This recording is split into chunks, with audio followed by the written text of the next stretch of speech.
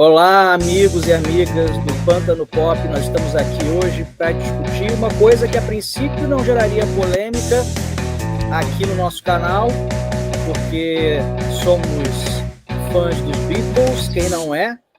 Já entregando, né? Que nós vamos falar de Now and Then, a canção que foi recentemente lançada com a marca, pela primeira vez desde que a banda acabou em 1970, oficialmente, os Beatles lançam uma canção. Mas nós vamos discutir aqui, será que essa canção é uma canção realmente dos Beatles, quando apenas dois deles estão vivos? Será também que o uso da inteligência artificial está sendo demais, tanto nessa canção quanto em outras coisas na cultura pop e no entretenimento, que a gente pode também discutir aqui? Então, Vitor, realmente tá essa discussão, né? Se Now and Then é realmente uma música dos Beatles, porque ela vem sendo anunciada como a última canção dos Beatles. Então, realmente, ela é a última canção. Então, só acho que é bom esclarecer para a galera que não está por dentro. Now and Then, né, é uma canção que estava numa fita demo do John Lennon, né? Que John Lennon estava trabalhando nessas canções no final dos anos 70, não muito tempo antes dele ser assassinado. Então, aquela fita ficou, pelo que eu entendi, perdida por um tempo, e aí a Yoko Ono, a viúva do John, encontrou a fita e decidiu entregar ao Paul McCartney, e ele, então, começou o projeto de produzir aquelas canções. E duas delas estiveram no Anthology, não é isso, Vitor? Sim, duas delas estiveram no Anthology, lançado nos anos 90 ainda, Real Love e Free as a Bird. Isso. E o Now and Then não saiu no Anthology porque na gravação o piano estava muito misturado com a voz do John Lennon. E o piano não é assim de uma qualidade excelente. Então ficou aquela dificuldade em separar a voz do piano. E vamos lembrar, gente, que foi uma coisa gravada em fita cassete, que o John Lennon gravou na casa dele, em fita cassete. Para quem não sabe aí do Pântano Pop, a galera um pouco mais jovem, que porventura vem assistir aqui os coroas falando, fita cassete era um negocinho de plástico que tinha uma fita magnética dentro e as pessoas gravavam música. A gente botava às vezes no radinho, assim, para poder, quando tocasse a música favorita na rádio, a gente ouvir. Enfim. Isso aí, isso aí. Então, não foi nada gravado com nenhum equipamento sofisticado, foi um simples gravador lá com uma fita cassete. Então, realmente havia essa dificuldade. Na época, nos anos 90, quando saiu o Anthology, não havia essa tecnologia para separar a voz do John do piano, mas quando houve aí o documentário produzido pelo Peter Jackson, mostrando os Beatles nesse Get Back que tem no streaming da Disney, cenas que mostram que os Beatles não estavam tão se matando assim.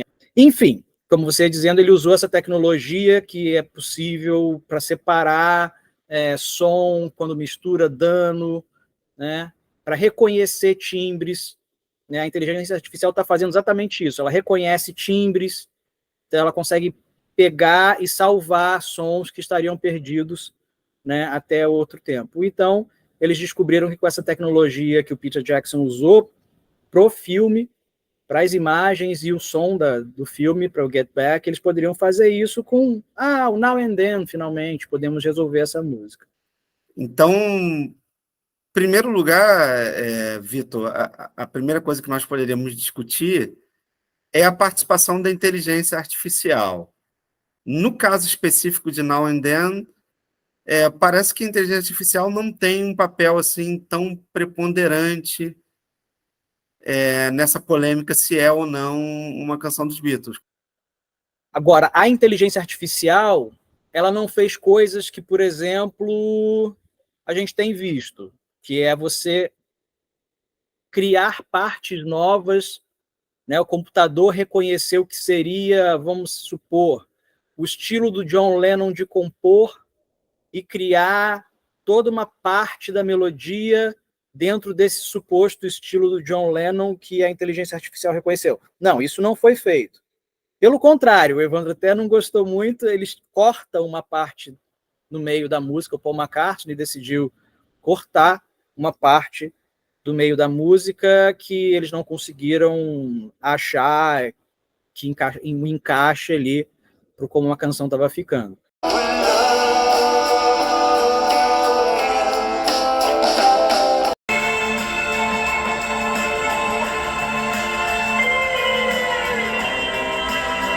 O que foi feito foi acrescentar em cima do que o John Lennon havia feito. Agora, existe uma ética para ser questionada aí também, porque o John Lennon já morreu, o próprio George Harrison já morreu, né? E o Evandro lembrou muito bem, eu posso passar para você, que o George Harrison, eu não sabia disso, nem gostava da canção Now and Then, lá nos anos 90. Por ele não teria gravado. Então você já tem uma questão, uma canção dos Beatles, mas é uma canção dos Beatles só porque é uma composição original do John Lennon, porque tem uma bateria do Ringo, porque tem uma faixa de guitarra do George Harrison, e o resto inteiro é produzido, mixado pelo Paul McCartney e pelo filho do Sir George Martin, né? Mas aí usa o nome The Beatles. Eu acho que essa que é a questão toda a ser discutida, né? Exatamente. E apesar assim de que o Paul McCartney teve a bênção da Yoko, né, para fazer a produção da faixa, e existe reações, não sei se tem em vídeo, mas em áudio, do Sean Lennon, aparentemente muito feliz com o resultado, com a gravação da música.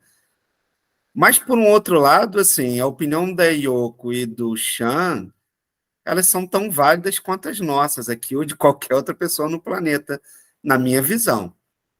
Né? Qualquer pessoa que gosta de Beatles. Mas você não acha que o Sean Lennon e a Yoko Ono, por terem convivido com John Lennon, teria um pouco mais de autoridade do que eu, você ou outras pessoas para dizer, não, o John gostaria sim de ver essa canção lançada, o John adoraria depois de ouvir, ele gostaria dessa canção como ficou. Você acha que eles têm mais autoridade ou você acha ainda assim, você mantém a sua posição? Bobagem, a gente não tem como adivinhar o que o John Lennon pensaria. Acho que eu vou mais pela segunda opção. Acho que a gente não tem como adivinhar. Nem a Yoko e nem o Sean Lennon. Eu acho que não, né? Óbvio, tem aquela coisa que algumas pessoas estão usando, né? De que o John Lennon disse durante um talk show que ele era contra uma reunião dos Beatles, mas é aquela coisa, esse talk show foi lá nos anos 70. Se ele tivesse vivo hoje, ele poderia estar liderando uma reunião dos Beatles. Então, realmente, eu acho que nós não podemos ter certeza nem que sim, nem que não. E quando eu vi a demo original, assim, me deu uma tristeza da parte que foi cortada da canção. Mas que talvez até o próprio John Lennon não concordasse em cortar, quem vai saber, né? Aquela parte.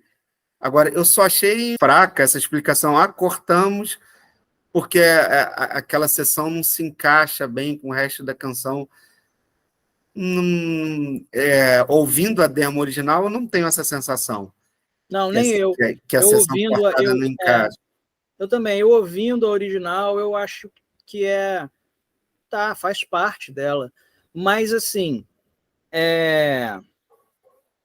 eu acho que Da mesma forma que a gente não tem certeza que o John Lennon gostaria ou não, se ele tiraria ou não aquela parte, eu também, pensando apenas em autoridade musical, eu ainda não consegui ler em nenhum lugar, não consegui ver nenhum lugar que explique realmente de forma satisfatória por que foi cortado. Porque, assim, autoridade musical, cara, eu não conheço nenhuma pessoa na música popular mundial que tenha autoridade do Paul McCartney. Não conheço. Então, assim, se ele falou que não estava encaixando, né, ele viu alguma coisa que a gente não está vendo. Agora, assim, uma das coisas, enquanto especialista em música, eu não tenho autoridade nenhuma. Mas, assim, eu fiquei muito triste porque tem uns versos ali da parte cortada que eu acho que seriam muito importantes ficarem como I don't wanna lose you or abuse you. Eu acho esse verso, assim, forte dentro da canção, e uma pena que ele tenha saído. E talvez esse verso traga uma autorreflexão do John Lennon. Não, com Uma certeza. autocrítica. Quem conhece a história do John Lennon sabe que o John Lennon ele era uma pessoa que ele tinha uma agressividade e que ele tinha um comportamento que não era muito bacana, né? Que hoje em dia talvez ele fosse até cancelado. Tem gente que tenta cancelar ainda, né? Porque ele não foi um bom marido para a primeira esposa, não foi um bom pai para o primeiro filho. Com a própria Yoko tem casos complicados, né? Mas eu acho que ele tinha uma vontade que eu acho legítima por tudo que você vê de atitude, até meio abandonar a música um pouco, para tentar corrigir isso. Então, entendo você, é um verso muito forte da expressão artística do John Lennon, né? Porque ele está falando dele, sobre os momentos em que ele não é tão legal, né? E ele não quer repetir isso. Mas aí eu penso numa outra coisa, fazendo advogado do diabo mesmo. Será que o Paul McCartney e a Yoko Ono, né, que certamente discutiram isso, não pensaram, cara, a gente não quer lançar essa canção trazendo isso do John Lennon. A gente quer, porque agora é uma celebração ao John Lennon, que a tecnologia permite que ele esteja de alguma forma aqui conosco. A gente não quer colocar esse John Lennon aqui. Não que a gente queira esconder, mas a gente também não, a canção é uma celebração. Você não acha que pode ser isso também? Acho que pode, e eu acho legítimo. Acho que pode, sim, acho legítimo. Agora, eu acharia igualmente legítimo, assim, olha, ele era esse cara e estava tentando se consertar. Pô, isso é bacana pra caramba. Né? O cara que admite que ele ainda não tinha chegado no comportamento ideal, que ele estava tentando melhorar, e sem medo de falar nisso, né? Em versos tão explícitos. Sim. Então, realmente, seria igualmente uma grande celebração dele, né? De um ser humano, talvez com uma dimensão muito mais humana do que mítica. Né? Acho que para mim ou para você e para os fãs dos Beatles seria, mas para uma galera aí que tá fervendo no cancelamento, talvez seria o alvo perfeito para. Acho que nesse caso aí foi uma precaução talvez justificada. Por que o Now and Then está trazendo tanto essa discussão? É a presença aí da inteligência artificial que... Porque eu acho que as pessoas estão, talvez, no foco errado, né? Porque não é bem a inteligência artificial, nesse caso, a questão ética, né? Eu acho que a questão ética é exatamente o que a gente discutiu até aqui. Será que o John ia querer? Primeira coisa, será que ele foi uma música que ele... não, essa música aqui não serve. Pode ser, a gente não sabe. A gente não sabe. De repente, eu não ia botar essa música no disco, eu ia gravar um disco e essa eu ia deixar de fora, não gostei. Exatamente, ele pode ter pensado, não, isso aqui não. Eu vou jogar numa gaveta qualquer aqui e vou começar tudo do zero. Então, nem isso a gente sabe. Né? A única coisa que a gente pode imaginar, será que um dia ele falou, poxa, Yoko, eu adoro essa canção. Quando eu for lançar o meu disco, essa canção vai ser o single. Será que ele falou isso com ela? A gente também não sabe. Ela que teria que dizer também. o máximo que a gente pode fazer, e eu acho que as pessoas usam muito isso, se fiam muito isso é bastante consolador, é pensar que foi a própria esposa do cara, viúva, que pegou as fitas demo e deu na mão do Paul McCartney lá nos anos 90. Paul, vamos lançar as canções que o meu marido não terminou, nas quais ele estava trabalhando quando foi assassinado. Aí a gente usa isso para pensar, bom, quem mais pode ter autoridade para falar sobre o que o John Lennon gostaria ou não gostaria? A Yoko. E aí também vem uma outra questão. Até que ponto também não vira uma questão, vamos lucrar com a marca Beatles?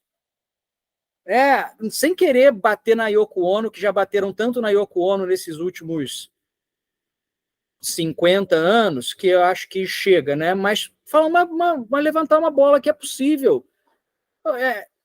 O fato essa canção é uma canção da banda Beatles ou é uma canção da marca Beatles, que hoje está nas mãos do Paul McCartney, do Ringo Starr, que são os únicos Beatles vivos, e das viúvas dos outros dois, a Olivia Harrison e a Yoko Ono. E aí é aquela situação do capitalismo e do contrato, vale o escrito, né?